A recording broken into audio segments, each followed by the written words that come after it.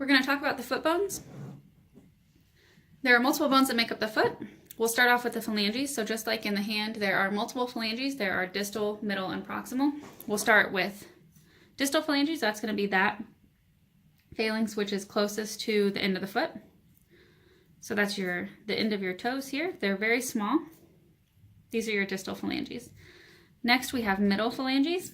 You only have a middle phalanx on the 4 smaller toes. You do not have one on the great toe.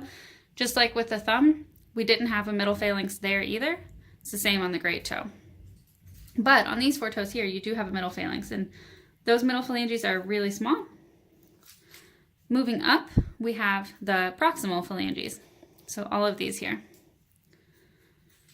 Above the phalanges are the metatarsals, and that's these long bones here.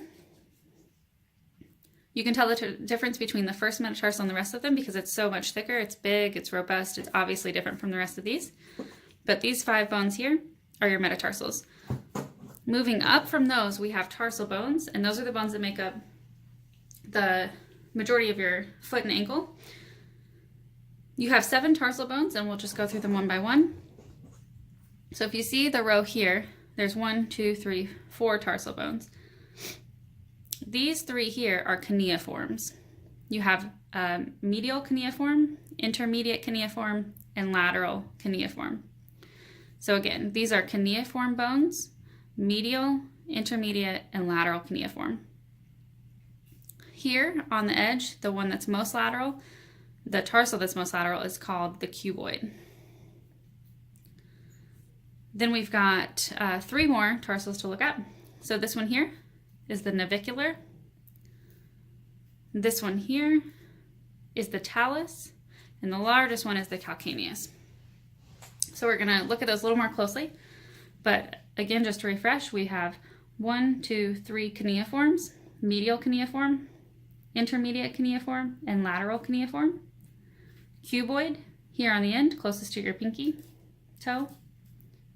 Navicular, talus, and calcaneus is the largest one. So I'm going to flip this in a couple of different directions so that we can see these bones a little differently.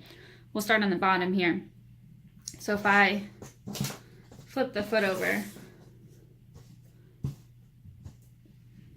so now we're looking at the underside of the foot. We can still see those 3 cuneiforms. So medial, intermediate, lateral. The most lateral tarsal is the cuboid.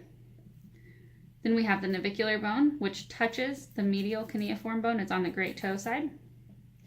And then you can't really see the talus so easily from the bottom because it sits on the top of the foot, but this is the talus sitting on top of the calcaneus. So from the inferior aspect, from the bottom of the foot, you can really see that huge calcaneus bone.